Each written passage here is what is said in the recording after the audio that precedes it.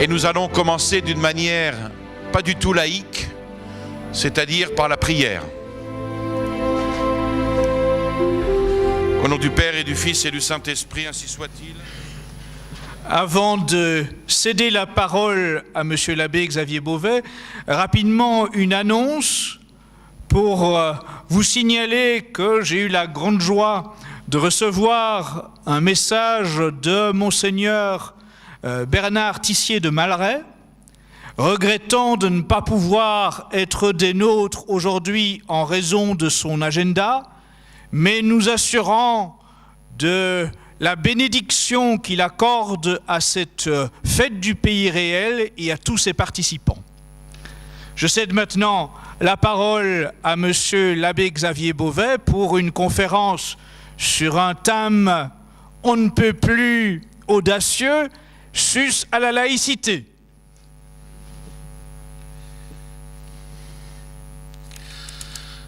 Bien, chers amis, le titre donné à ces quelques mots que M. Alain Escada a voulu que je vous adresse et dont je le remercie, ce titre a une connotation quelque peu agressive et c'est volontaire.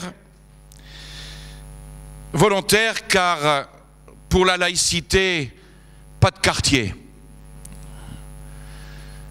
Pas de laïcistes dans nos quartiers et pas de quartier pour les laïcistes. C'est Veuillot, Louis Veuillot, qui m'en a un petit peu inspiré l'idée quand il disait « J'ai un gourdin et je m'en sers », écrivait-il. Sus à la laïcité parce que, comme disait encore Louis Veuillot, si je n'aimais la vérité, je me condamnerais au silence. Mais la vérité commande la hardiesse aux plus humbles esprits. Sa lumière me remplit d'une aversion sans borne pour des chefs-d'œuvre qui n'ont pas la marque du vrai. Notre temps n'aime pas la vérité, et dans le petit nombre de ceux qui l'aiment, plusieurs, pour ne pas dire beaucoup, n'aiment point ceux qui se mettent en avant pour la défendre.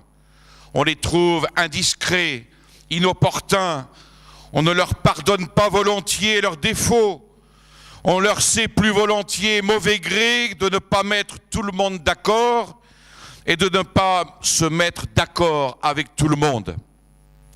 Nous périssons peut-être plus de vérité que les bons n'ont pas le courage de dire, que des erreurs que les méchants ont su multiplier sans mesure.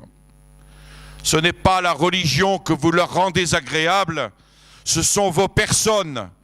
Et la peur de cesser d'être aimable finit par ôter tout courage d'être vrai. Ils vous louent, mais de quoi? De vos silences et de vos reniements.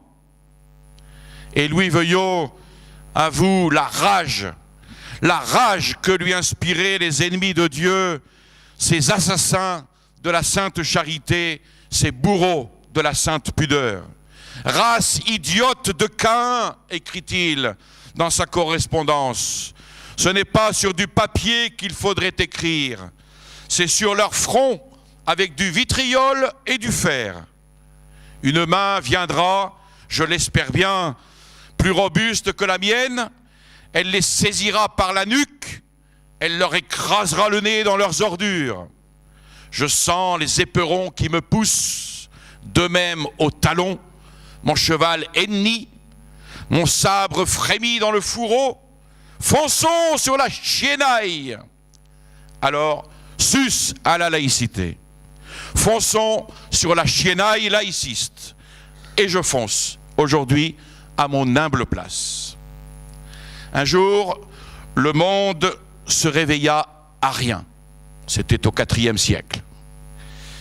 C'est ce qu'avait noté l'historien de jadis. Et la France, en 1789, s'est réveillée laïque.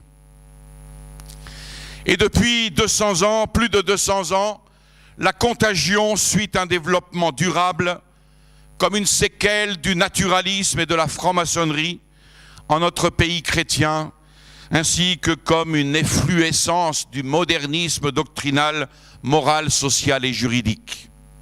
Accablant nos âmes baptisées, laïcisant, c'est-à-dire corrompant, dénaturant notre société catholique.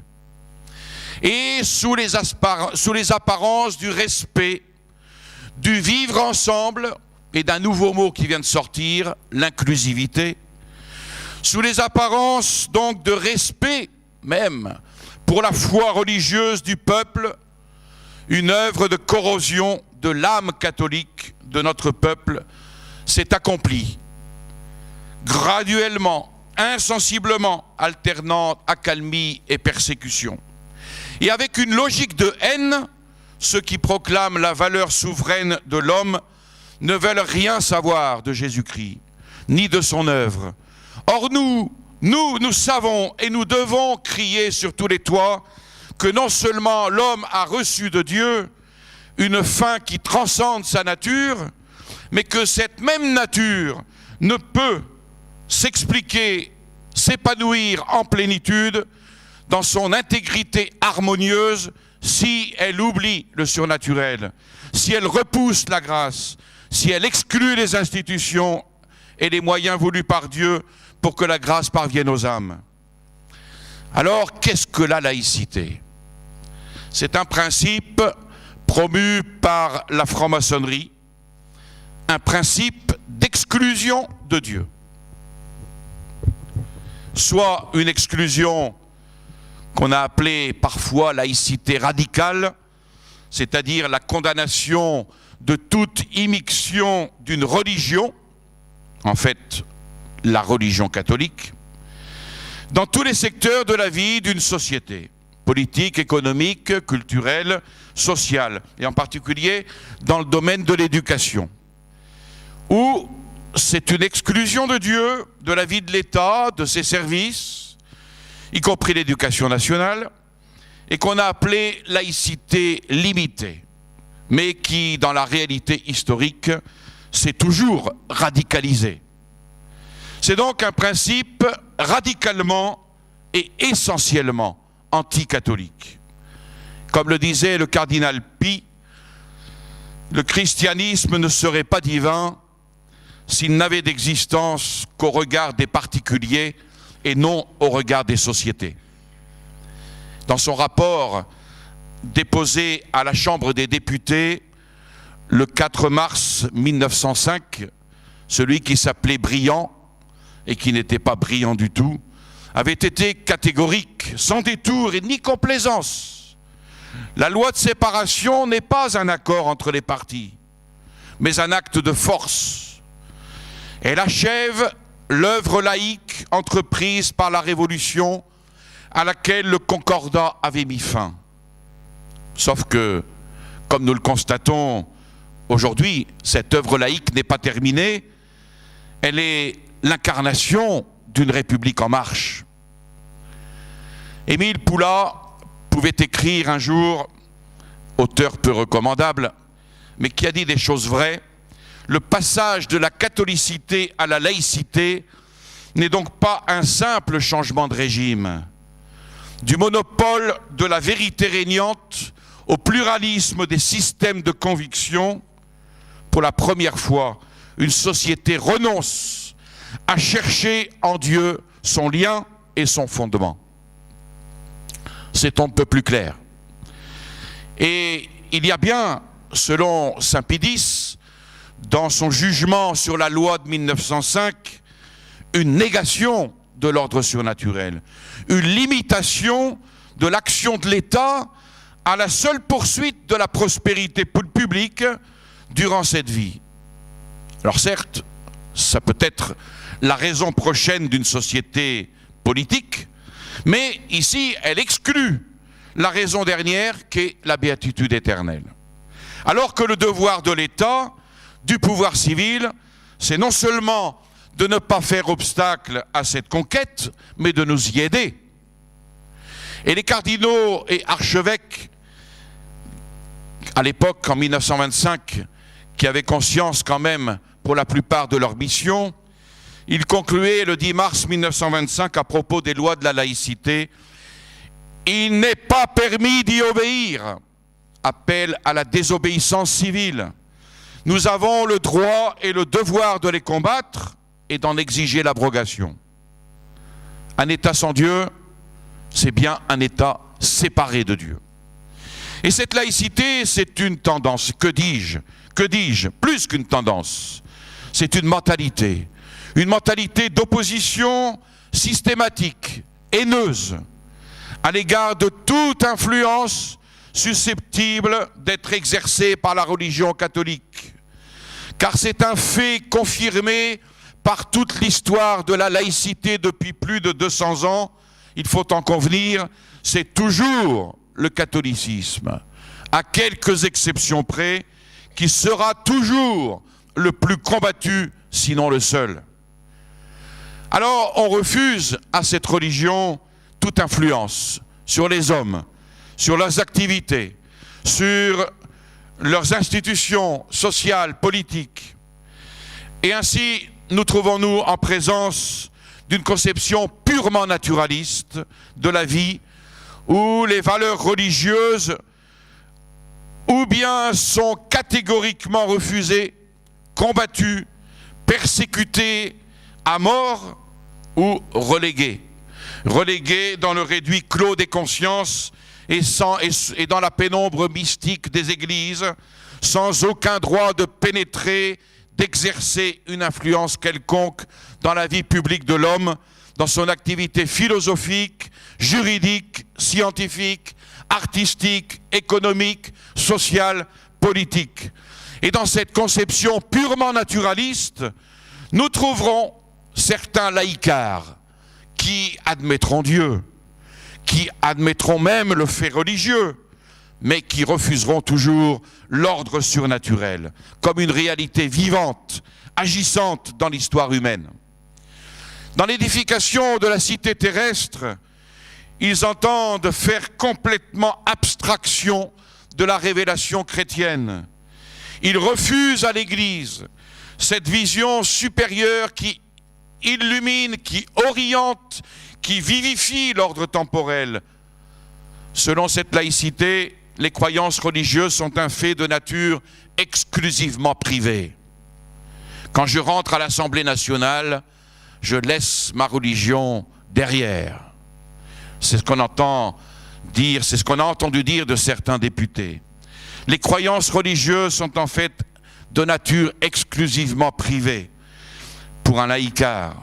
Pour la vie publique, il n'existerait que l'homme dans sa condition purement naturelle, totalement isolé de tout rapport avec un ordre surnaturel de vérité et de moralité.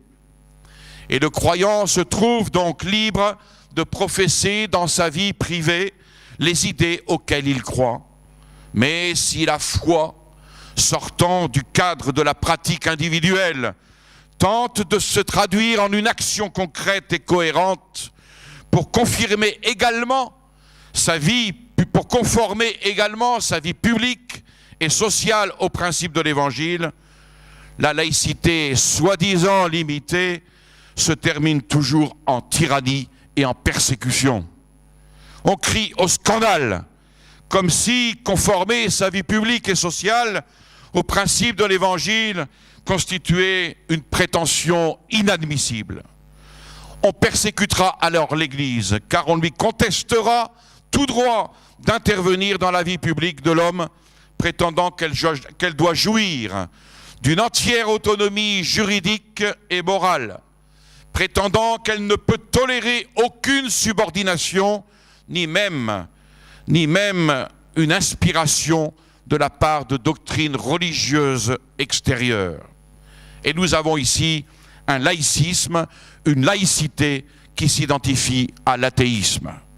Négation de Dieu, opposition ouverte à la religion et même à toute forme de religion, tout ramener à la sphère de l'immanence humaine, c'est précisément la position du marxisme-léninisme. La laïcité introduit l'athéisme dans le domaine politique et social. Alors qu'en penser?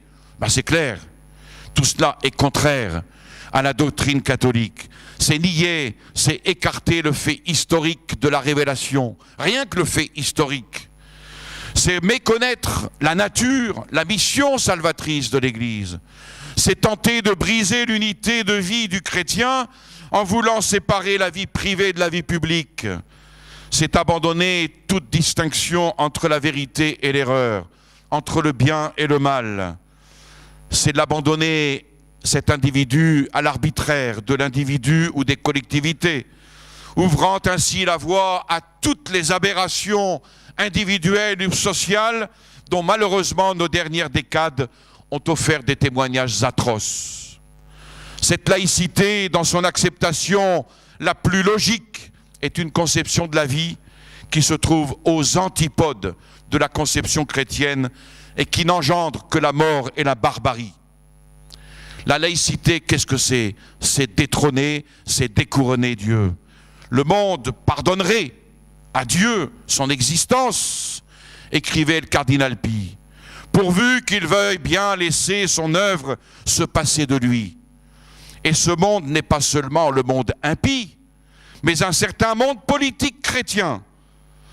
Pour nous, appliquons-nous à mieux sentir, à mieux accentuer que jamais les 3 premières demandes du Notre Père. Et tant que le monde présent durera, ne prenons point notre parti de confier le règne de Dieu au ciel ou même à l'intérieur des âmes, sur la terre comme au ciel. Le détrônement de Dieu est un crime, ne nous y résignons jamais. Alors, il faut avoir conscience des dangers, de la perversité de cette laïcité. Elle est intrinsèquement perverse.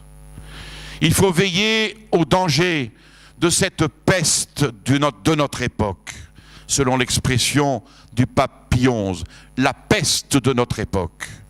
La peste laïque qui s'est infiltrée si facilement, insensiblement même, jusque dans notre famille politique. Cette peste a imprégné si profondément l'atmosphère culturelle et sociale que nous respirons, que nos âmes qui devraient être à l'abri sont guettées par tant de pièges. La dédiabolisation au niveau politique n'est-elle pas un de ces pièges qui n'a toujours fait que le jeu de l'adversaire? Cette peste fait des ravages même chez nous. Alors prenons conscience de certaines tentations faciles qui viennent de cette mentalité qui pénètre, cette mentalité laïciste, laïcarde. La tendance, par exemple, à vouloir que l'Église pratique une totale indépendance à l'égard du profane, du politique. « Ah, monsieur l'abbé, pas de politique !» entend-on si souvent, comme si les problèmes politiques que soulèvent bien des questions pouvaient laisser l'Église indifférente. La tendance à sous-estimer puis à combattre la doctrine sociale et politique de l'Église, à douter même qu'elle soit capable de résoudre les problèmes sociaux du monde moderne. L'Église, entend-on, aurait une vision trop abstraite des problèmes humains. La tendance à tomber ou à glisser sur la pente d'un naturalisme subtil, en dépréciant l'efficacité du magistère de toujours et l'efficacité sacramentelle de l'Église, en donnant la priorité, sinon l'exclusivité, aux moyens humains, en accueillant plus ou moins ouvertement les méthodes et le style de l'adversaire, et en visant par-dessus tout à un succès immédiat. La tendance également à tomber dans les pièges d'un accord pratique, tant à la mode aujourd'hui, dans le domaine politique, sous prétexte de dédiabolisation, comme d'ailleurs dans le domaine religieux. Tomber dans ce piège, c'est celui du pluralisme, de ce pluralisme si cher au catholicisme libéral, qui a conduit et qui conduira tôt ou tard le catholique à adopter une pensée laïciste. Émile Poulain, peu recommandable dans sa pensée, donnait cependant une analyse intéressante. Voilà ce qu'il écrivait. Notre histoire nationale et religieuse, écrivait-il, repose sur le passage conflictuel, tumultueux, d'une société fondée sur le principe de catholicité à une société fondée sur le principe de laïcité. On a là deux principes opposés, le principe de catholicité, le principe de laïcité, reconnaissant à tout homme la liberté publique de conscience et de conviction. Et son prix et sa loi se règlent sur l'indifférence.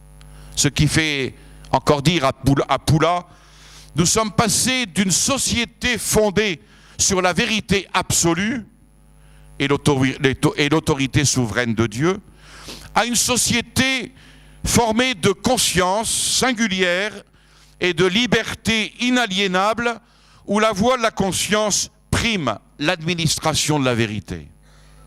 La laïcité traduit une révolution de la pensée.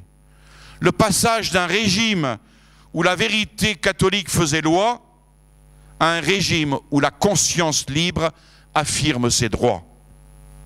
Or, il nous est impossible de concilier les deux, au risque de tomber dans ces contradictions inhérentes au catholicisme libéral qui veut à toute force concilier et réconcilier l'Église et la Révolution. Il nous est impossible de concilier les deux au risque de tomber dans un pluralisme doctrinal, source d'anarchie intellectuelle. Mais allons plus loin. Notre laïcité française n'est pas seulement l'opposé de la tradition catholique. Auguste Isaac voyait en elle le nom moderne de la liberté de conscience. Le régime religieux établi sur les ruines de l'ancien régime, comme c'est bien dit. Et oui, à l'origine de la laïcité se trouve la liberté de conscience et toutes les libertés modernes. Émile Poula l'affirme encore clairement, c'est à la laïcité que vous devez toutes les vertus dont vous jouissez. On parle de laïcité de l'État lorsque l'État reconnaît à tous et à chacun la liberté de conscience. Voilà ce qu'il écrit. Et ne l'oublions pas, cela est conforme, malheureusement, mais c'est une réalité, à la doctrine conciliaire sur la liberté religieuse qui n'est autre qu'une véritable apostasie. Alors, les ennemis de l'Église ont grandement abusé de ce terme « liberté de conscience ». Beaucoup de catholiques même l'ont employé sans discernement pour augmenter ainsi, et ont augmenté ainsi la diffusion, la confusion des idées. Et c'est là cependant pour nos âmes, pour nos sociétés, une question de vie et de mort. Nous savons d'une part que la liberté de conscience, c'est que la liberté tout court, c'est d'abord la faculté de choisir entre les moyens qui nous conduisent à la fin qui est notre béatitude. C'est ça la définition de la liberté. Et nous savons aussi que la conscience, c'est l'intelligence même de l'homme en tant qu'il a connaissance de lui-même et se rend compte de ses actes et de leur moralité. Alors, il faut savoir que le terme liberté de conscience peut donc avoir deux sens. Il pourrait avoir un sens catholique, mais la plupart du temps, il a un sens révolutionnaire qui est le sens donné habituellement à ce terme. Dans le sens catholique, on pourrait l'entendre dans le sens que l'homme, dans sa vie privée et dans sa vie publique, a le droit de suivre, d'après la conscience de son devoir, la volonté de Dieu et de suivre ses préceptes sans que rien ni personne ne puisse l'en empêcher. Mais ainsi, au lieu d'être une enflure de la raison, au lieu d'être une enflure de la raison humaine qui s'admire et qui s'adore elle-même et se révolte contre Dieu, la liberté de conscience au sens catholique, c'est la liberté de soumettre sa conscience, c'est-à-dire sa raison, sa volonté, à la pensée et à la volonté de Dieu. C'est la liberté de servir Dieu, armé d'une sainte audace, qui ne se laissera absolument pas intimider ou détourner de son devoir par aucune puissance créée. Puis au sens révolutionnaire, c'est le prétendu droit de penser, de croire ce que l'on veut, même en religion et en morale, et de répandre à son gré ses opinions. Au nom de la liberté de conscience, l'homme sera maître de choisir sa religion ou de n'en avoir aucune. L'homme a donc de par cette liberté de conscience, des droits naturels vis-à-vis de Dieu, ou mieux, contre Dieu. Et cette liberté de conscience est une absurdité. Moralement, l'homme n'est pas libre de résister à Dieu. Sa conscience est liée par la loi de Dieu. L'homme n'a pas contre Dieu de liberté morale. Il n'est pas indépendant. La liberté de conscience qui repose sur cette erreur de l'indépendance humaine comme sur une base est donc une absurdité. Elle est aussi une impiété. Elle est, au dire du pape Grégoire XVI, un délire. Et elle est enfin une peste. Laïcité égale neutralité, diront certains. C'est faux. Cette laïcité, c'est une nouvelle religion. La religion de l'homme qui se fait Dieu et qui refuse toute référence extérieure. Écoutez Jean Jaurès, c'est pas ma lecture habituelle. C'était en 1895. Il n'y a pas de vérité sacrée. Ce qu'il y a de plus grand dans le monde, c'est la liberté souveraine de l'esprit. C'est cette idée qu'aucune puissance intérieure ou extérieure, qu'aucun dogme, qu'aucun pouvoir ne doit limiter le perpétuel effort de la perpétuelle recherche de la raison humaine. Si Dieu lui-même se dressait, visible sur les multitudes, le premier devoir de l'homme serait de refuser l'obéissance et de le traiter comme l'égal avec qui on discute, mais non pas comme le maître que l'on subit. Voilà ce qu'est, termine Jean Jaurès, voilà ce qu'est le sens, la grandeur, la beauté de l'enseignement laïque dans son principe. La laïcité est donc une injustice. À propos des lois laïques, les cardinaux et archevêques en 1925 l'affirmaient clairement. Les lois de la laïcité sont injustes. Pourquoi? Parce qu'elles sont contraires au droit formel de Dieu. Pourquoi encore? Parce qu'elles procèdent de l'athéisme.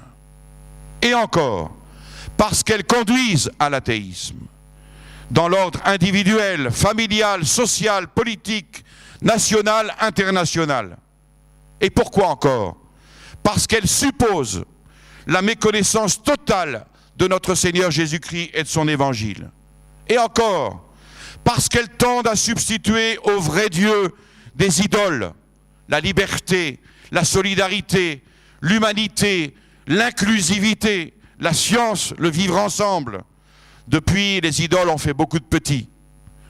Enfin, une dernière raison, elles tendent à déchristianiser toutes les vies, toutes les institutions. Elles sont œuvre de l'impiété qui est l'expression la plus coupable, de la plus coupable des injustices. Comme la religion catholique est l'expression de la plus haute justice. Tirez vous-même la conclusion.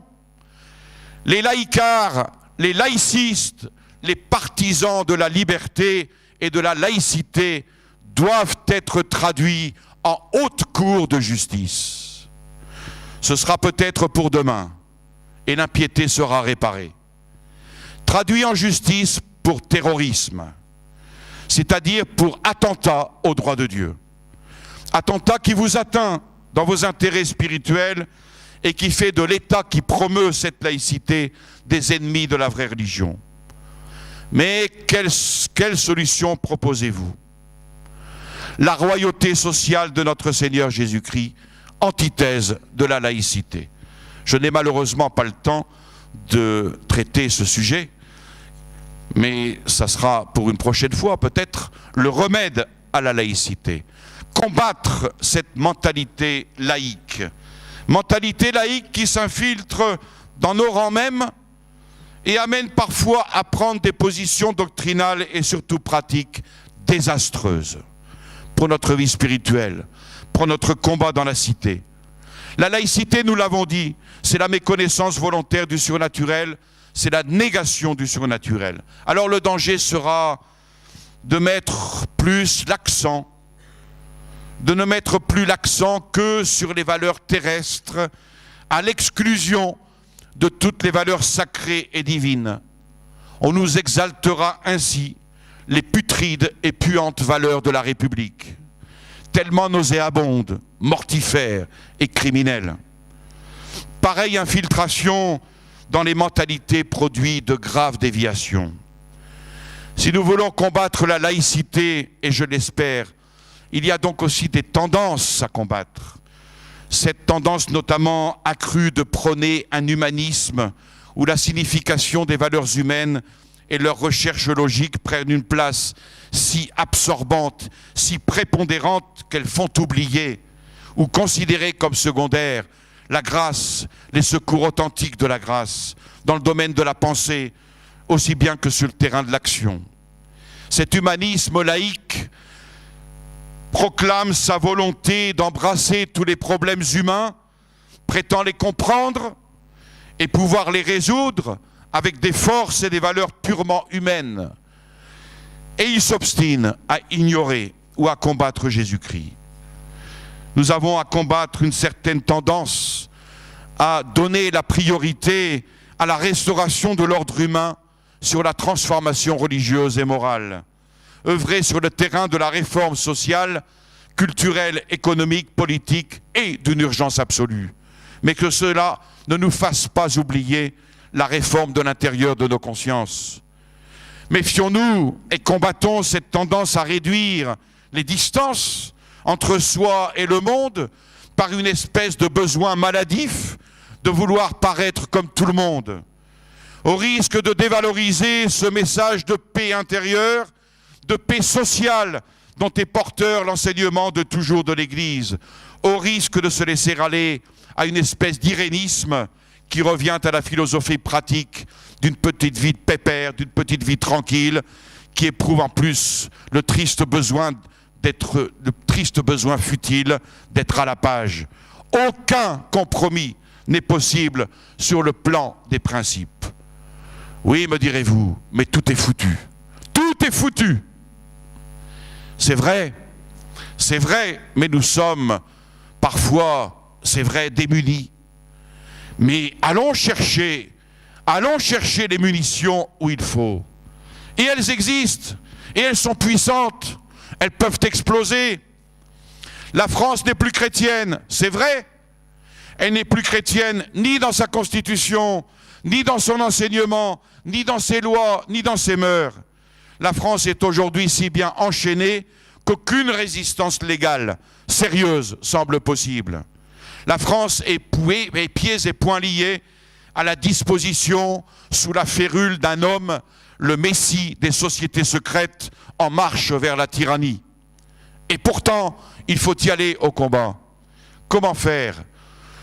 On peut, pour cela, par exemple, étudier un petit peu ce que Jean Vaquier disait de la bataille préliminaire. Et là, hélas, encore ici, le temps ne me permet pas d'y insister.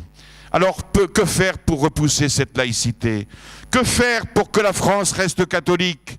Nous n'avons même plus le secours des hommes d'Église qui eux-mêmes, au scandale, favorisent à la suite du Concile Vatican II cette laïcité sans aucun problème. Nous n'avons même plus le secours du pape, enlisé jusqu'à la tiare dans la défense du mondialisme. Allons-nous désespérer? Non, jamais. Et ne jamais renoncer à la dimension politique et sociale de notre sainte religion catholique. Comment faire? En approfondissant la doctrine sociale et politique de l'Église, en soutenant nos écoles hors contrat, en nous alimentant de l'enseignement vrai de l'histoire, sans mensonge ni omission, dans l'action politique, en faisant appel aux moyens spirituels eux-mêmes, une forte discipline personnelle, faire régner le Christ dans nos familles par la consécration au Sacré-Cœur, réaffirmer la royauté sociale de notre Seigneur. Voilà quelques indications. Et puis pour terminer, demander à notre reine, la reine de France, demander son intervention.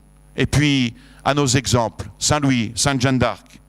La paix, le bonheur, la nation inclusive, le vivre ensemble, non.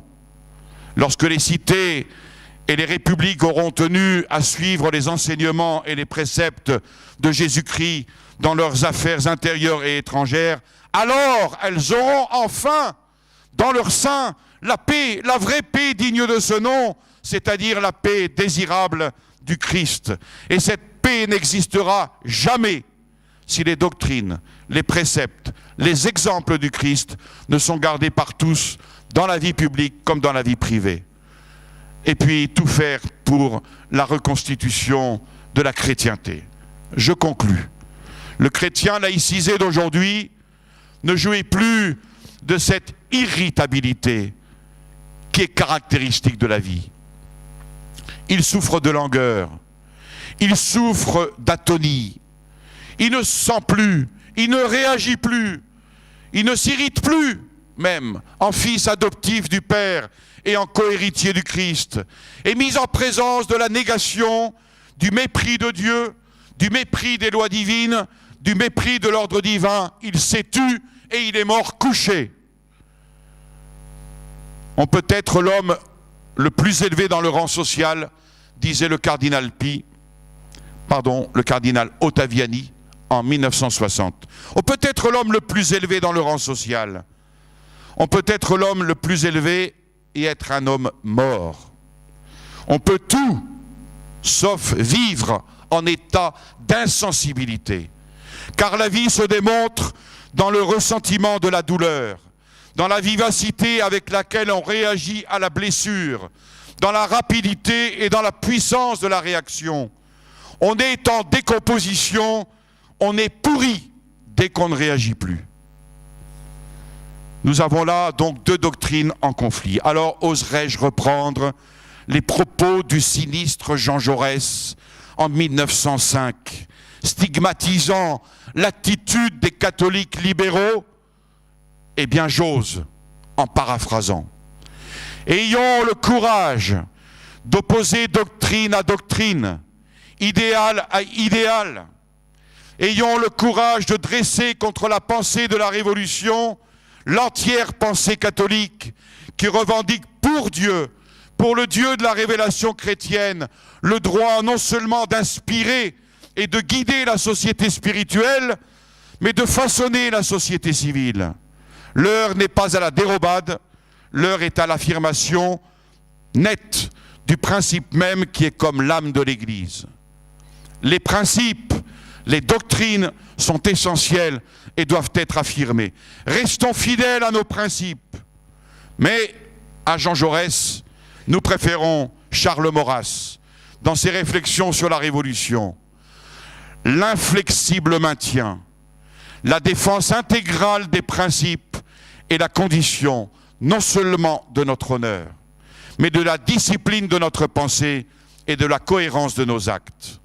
Enfin, en 1879, à l'heure où le gouvernement belge proclamait la laïcisation de l'enseignement de l'État, en Flandre et en Wallonie, tout un peuple exaspéré chantait en serrant les poings. Ils ne l'auront pas, l'âme si belle de l'enfant. Ils ne l'auront pas tant que le cher soleil de Dieu brillera. Aussi longtemps qu'il restera un sou de cuivre dans notre bourse. Nous, catholiques, nous ne supporterons jamais ce brigandage. Nous sommes les fils des héros qui sont morts pour la foi. Nous périrons s'il le faut, mais perdre la foi, jamais. Et jusqu'au dernier soupir, un pied dans la tombe, nous crierons encore. Jamais nos enfants n'iront dans une école où le crucifix ne brille plus.